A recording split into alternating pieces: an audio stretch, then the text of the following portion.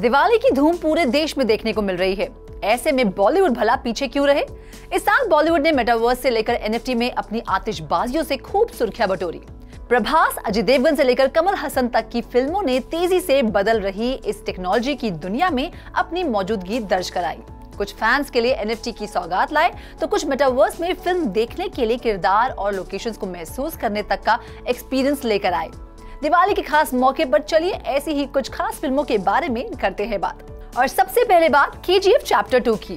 South superstar यश starrer KGF का जादू film release के लंबे समय बाद भी बना हुआ है। ऐसे में मेकर्स ने केजीएफ पार्ट 1 के जबरदस्त सक्सेस को देखते हुए दूसरे चैप्टर में ऑडियंस की एक्साइटमेंट को एक अलग लेवल पर ले जाते हुए यश के किरदार रॉकी का डिजिटल अवतार मेटावर्स में बनाया। इसमें कोई दो राय नहीं कि इस कैंपेन ने फिल्म का जमकर प्रमोशन किया। केजीएफ चैप्टर 2 के मेकर्स ने लीड एक्टर यश के डिजिटल अवतार को मेटावर्स में लॉन्च किया, जिसे नाम दिया गया केजीएफ वर्स। शुरुआत में फैंस के लिए एनएफटीज के रूप में 3 डिजिटल अवतार अवेलेबल कराए गए, जिसमें बॉम्बे रॉकी, नराची रॉकी और तूफान रॉकी, ये सभी अवतार यश के किरदार के मुताबिक बनाए गए। इस मेटावर्स में फैंस अवतार्स का इस्तेमाल करके गेम और वर्चुअल एनवायरनमेंट्स बना सकते हैं।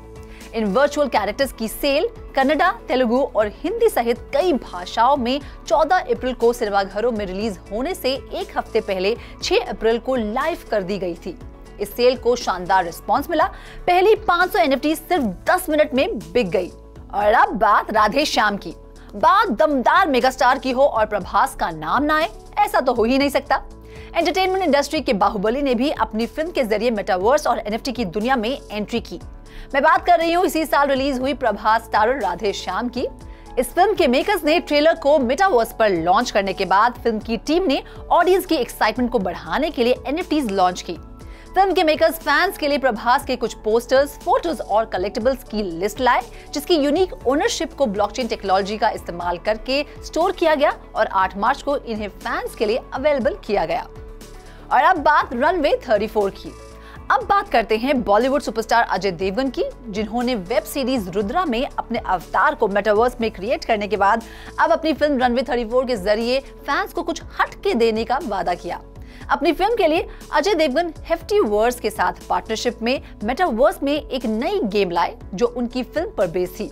इसे भी नाम दिया गया रनवे 34। वैसे आपको बता दें, हेफ्टी वर्स हंगामा का वेब 3.0 इनिशिएटिव है। और अब बात विक्रम की।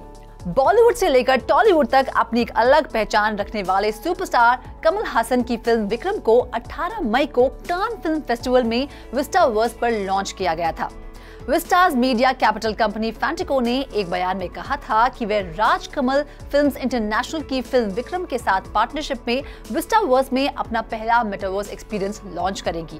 फैंटिको के कहने के मुताबिक विस्टावर्स ने दूसरी चीजों के अलावा विक्रम एनएफटी की पेशकश की थी। इसके अलावा बायर्स को किरदारों का unique character artwork, digital avatars, props, posters, movie memories, fan interaction moments और प्राइवेट स्क्रीनिंग भी ऑफर की गई।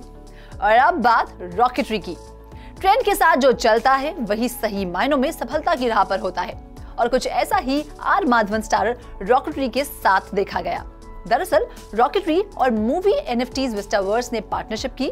इस पार्टनरशिप के अंडर 10,000 एनएफटीज रिलीज करने वाली ये पहली इंडियन फिल्म थी।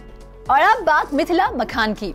इन तमाम फिल्मों के अलावा स्क्विरल वर्स, जो कि एक मेटावर्स कंपनी है, उसने मूवी टिकट के रूप में यूनिक एनएफटी शोकेस करने के लिए एक curated NFT commerce platform meta screen launch किया। National award winning Maithili film Mithila Makhaan पहली इंडियन फिल्म के रूप में मेटा स्क्रीन पर दिखाई गई, जिसे एनएफटी का इस्तेमाल करके मूवी टिकट के रूप में देखा गया। ऐसे में यूजर्स के लिए एनएफटीज खरीदने और मूवीज देखने के लिए स्क्विरल वर्स द्वारा लाया गया मेटा स्क्रीन एक प्लेटफॉर्म है, जहां क्रिएटर्स मेटा स्क्रीन प्लेटफॉर्म पर रॉयल्टी ट्रेडिंग के जरिए अपने काम को शोकेस, ओन और अर्न कर सकते हैं। हर एक क्रिएटर के पास अपने आर्टवर्क के पूरे ओनरशिप राइट्स हैं, जो वो मूवीज, पोएट्री, बुक्स या किसी दूसरे आर्टवर्क को डिजिटल रूप में जारी कर सकते हैं। और चलिए अब बात करते हैं बड़े मियां छोटे मियां की। 15 फरवरी को बॉलीवुड प्रोड्यूसर वाशु भगनानी की प्रोडक्शन कंपनी पूजा एंटरटेनमेंट ने मेटावर्स में अपना पहला वर्चुअल लैंड खरीदकर मेटावर्स में एंट्री की। पूजावर्स नाम की स्पेस एक वर्चुअल एरिया है जहां कंपनी अक्षय कुमार और टाइगर श्रॉफ स्टारर बड़े मियां छोटे मियां से शुरुआत करते हुए फिल्म देखने वालों के लिए एक शानदार अनुभव तैयार कर रही है। ये तो रही फिल्मों की बात, लेकिन आपको बता दें मेटावर्स की दुनिया को सिर्फ फिल्म मेकर्स ही नहीं बल्कि रियलिटी शो मेकर्स भी एक्सप्लोर कर रहे हैं।